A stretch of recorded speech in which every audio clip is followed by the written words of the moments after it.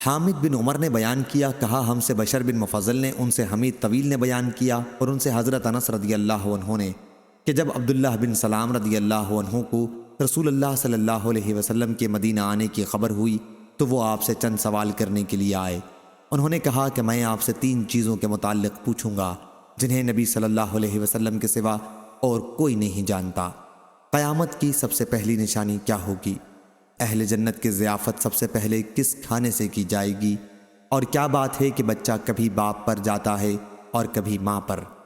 حضور صلی اللہ علیہ وسلم نے فرمایا کہ جواب ابھی مجھے حضرت جبریل نے آ کر بتایا ہے۔ عبداللہ بن سلام نے کہا کہ یہ ملائکہ میں یہودیوں کے دشمن ہیں۔ آپ نے فرمایا قیامت کی پہلی نشانی ایک آگ ہے جو انسانوں کو مشرق سے مغرب کی طرف لے جائے گی۔ جس کھانے سے سب سے پہلے اہل جنت کی ضیافت ہوگی وہ مچھلی کی کلیجی کا بڑا ہوا ٹکڑا ہوگا جو نہایت لذیذ اور زود ہضم ہوتا ہے۔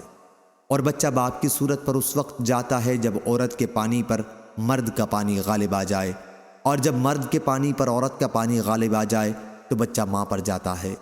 عبداللہ بن سلام رضی اللہ عنہ نے کہا میں گواہی دیتا ہوں کہ اللہ کے سوا اور کوئی معبود نہیں، اور گواہی دیتا ہوں کہ آپ اللہ کے رسول ہیں۔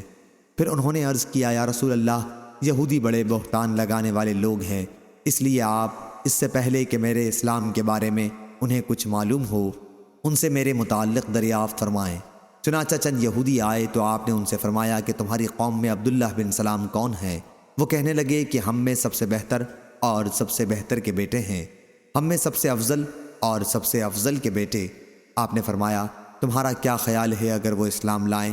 وہ کہنے لگے اس سے اللہ تعالیٰ انہیں اپنی پناہ میں رکھے۔ حضور صلی اللہ علیہ وسلم نے دوبارہ ان سے یہی سوال کیا اور انہوں نے یہی جواب دیا۔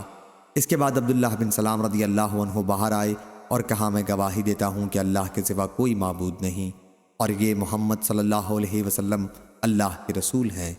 اب وہ کہنے لگے یہ تو ہم میں سب سے بدتر آدمی ہے اور سب سے بدتر باپ کا بیٹا ہے۔ فوراً ہی برائی شروع کر دی۔ حضرت عبداللہ بن سلام رضی اللہ عنہ نے عرض کیا یا رسول اللہ صلی اللہ علیہ وسلم، اسی کا مجھے ڈر تھا۔ صحیح بخاری حدیث نمبر 3938۔